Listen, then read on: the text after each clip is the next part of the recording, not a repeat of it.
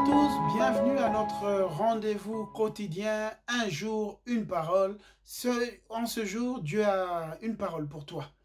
Nous avons commencé depuis notre précédente capsule sur le thème comment renverser les forteresses.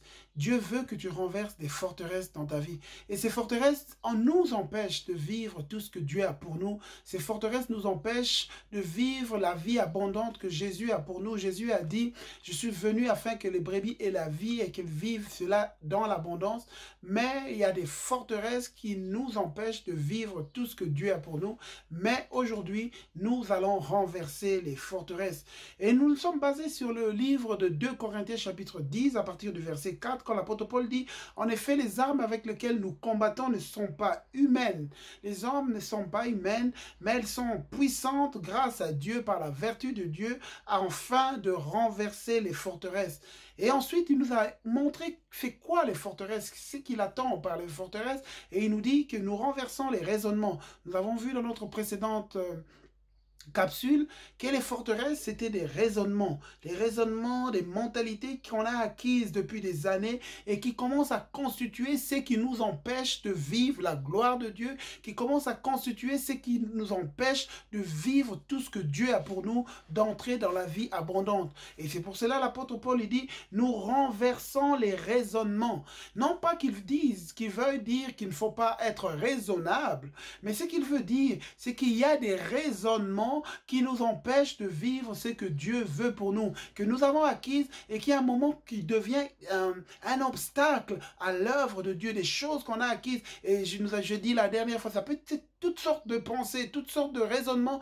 toutes sortes et même des théologies qu'on a acquises dans l'Église qui ne sont pas forcément bibliques, des théologies qui commencent à devenir un obstacle à ce que Dieu veut faire. Ce sont des forteresses de foi qui se restent.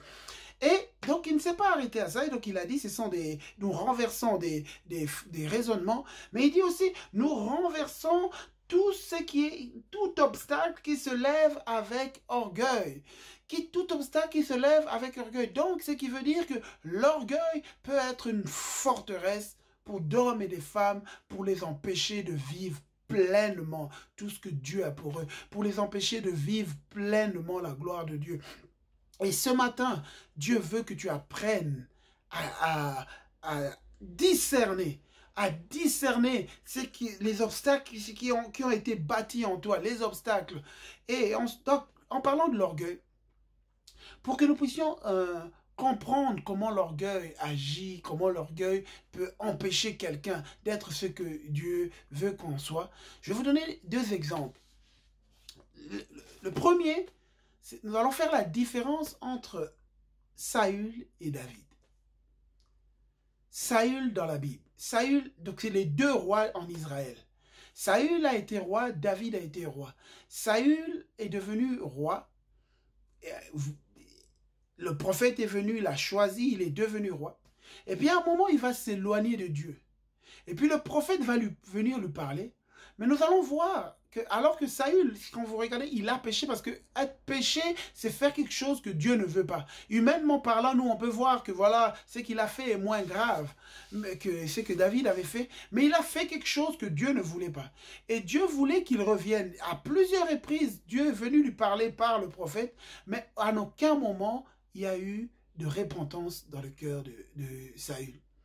Et pour vous dire que quand vous le regardez cette situation de manière très attentive, vous vous rendez compte que Saül avait une forteresse qui l'empêchait juste de reconnaître et de s'humilier. C'est qui l'a conduit même à s'éloigner gravement. Et ça, c'est quelque chose de tellement dangereux. Une forteresse de l'orgueil qui l'empêche. Il y a quelque chose en lui. Le prophète vient lui dire, écoute, Dieu te rejette, enlève la royauté sur toi. Au lieu de se repentir, il va dire, non, il dit au prophète, va m'honorer. Il y a quelque chose, et il y a beaucoup de gens, c'est des forteresses en eux. Il faut qu'ils soient honorés aux yeux des gens. Il faut qu'ils soient vus. Et c'est des forteresses qui les empêchent d'entrer dans ce que Dieu est pour eux. Ils sont incapables de se repentir, incapables de reconnaître quand ils font du mal, incapables de reconnaître beaucoup de gens. Et peut-être que quand tu regardes, tu dis, mais non, pas moi. Pas nous, parce que tu regardes ça tu trouves tu regardes et tu vois que Saül est dans un contexte royal et tu te trouves que tu n'es pas dans ce contexte. Mais j'aimerais te dire, mon frère, est-ce que tu fais partie des hommes et des femmes qui sont capables de reconnaître quand ils ont tort, quand ils ont mal fait les choses? Est-ce que tu es capable? Est-ce que tu es capable dans la maison, quand tu as fait quelque chose qui n'était pas bien dans ta maison? Est-ce que tu es capable de reconnaître? Et sache-le, si tu n'es pas capable, sache qu'il y a des forteresses en toi. Il y a des forteresses qui t'ont... Et laisse-moi te dire qu'on doit le voir dans la vie de tous les jours. S'il y a cette incapacité, il y a des gens, des fois même qui font du mal, et puis ils vont essayer d'être gentils, mais ils sont incapables de dire pardon, incapables de réconcilier, incapables de s'humilier. Et il est impossible de vivre les choses de Dieu s'il y a en nous cette incapacité de s'humilier. Il y a un homme de Dieu qui a dit ceci: si tu n'es pas capable de t'humilier, sache que tu seras humilié. Si tu n'es pas capable de t'humilier toi-même, sache qu'un jour, tu vas être humilié. Tu vas être humilié. Et c'est des gens, c'est des forteresses qui se tiennent en eux. Et que Dieu veut que tu apprennes à les discerner et venir dire: Seigneur, je reconnais. Je suis incapable. Forteresse. Je donne... Et donc, j'ai comparé donc Saul. Et David, par contre, quand il va pécher, il va faire quelque chose de pire. On va voir, il va prendre une femme, la femme d'Uri. Et puis, mais David, non seulement qu'il va prendre la femme, mais il va tuer Uri. Mais le jour où le prophète vient le voir et lui dit, David automatiquement, il va dire: je reconnais. Je reconnais. Il va reconnaître et il va passer à autre chose. Dieu va l'emmener plus loin. Et laissez-moi vous dire, je vais vous dire quelque chose qui est vraiment important. Pour Dieu, en fait, ce qui importe, c'est notre capacité de repentance. Notre capacité de repentance. Et il est impossible de se repentir s'il y a l'orgueil. Parce qu'on trouvera toujours des justificatifs. On trouvera toujours des raisons. On trouvera toujours... Parce qu'il y a en nous cette incapacité de s'humilier. Là, je viens de donner l'exemple de Saul, de Saül et de David. Il y a un autre exemple, le deuxième exemple, pour comparer des deux hommes, des gens qui ont fait des erreurs, mais qui ont su revenir. Parce que nous faisons tous des erreurs. Mais il doit toujours avoir en nous la capacité de reconnaître. Quand il y a cette capacité de reconnaître, nous brisons les forteresses. Et ensuite, il y a le deuxième exemple, c'est Judas et Pierre. Judas et Pierre. Les deux ont trahi le maître. Les deux ont trahi Jésus. Judas a vendu Jésus, mais laissez-moi vous dire que Jésus l'aimait. Parce que Jésus a dit, Jésus l'aimait. Les deux ont trahi le maître. Pierre, de son côté, a trahi, a dit qu'il ne connaissait pas le maître. Les deux ont trahi. Mais les deux n'ont pas fini de la même manière. Judas va aller jusqu'à se pendre parce qu'il est pris par le remords, il va aller se pendre.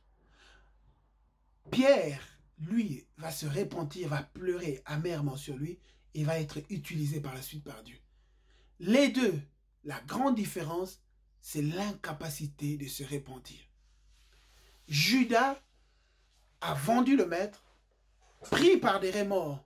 Au lieu de se repentir, au lieu de reconnaître et de demander pardon, il va juste se pendre.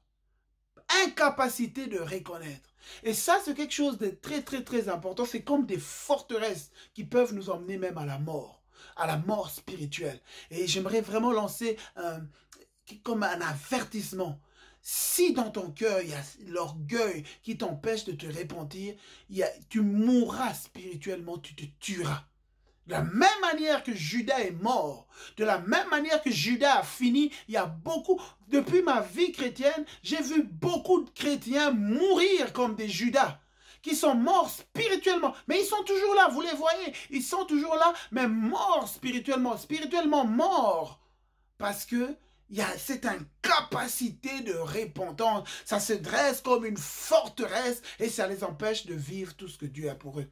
Et donc, aujourd'hui, nous avons vu ces ces forteresses qui se dressent dans la vie. Donc, la précédente capsule, nous avons vu les forteresses de pensée, des raisonnements, de rêves, toutes sortes de choses, même de théologie. Et aujourd'hui, on a vu des forteresses qui peuvent être comme l'orgueil, qui nous empêchent de nous repentir, qui nous empêchent de reconnaître les torts. Et ici, je ne parle pas seulement des gens qui font des péchés, mais deux fois, tu peux faire des erreurs, savoir reconnaître. S'il y a cette incapacité en toi de pouvoir reconnaître les erreurs, sache qu'il y a des forteresses dans ton cœur et qu'il faut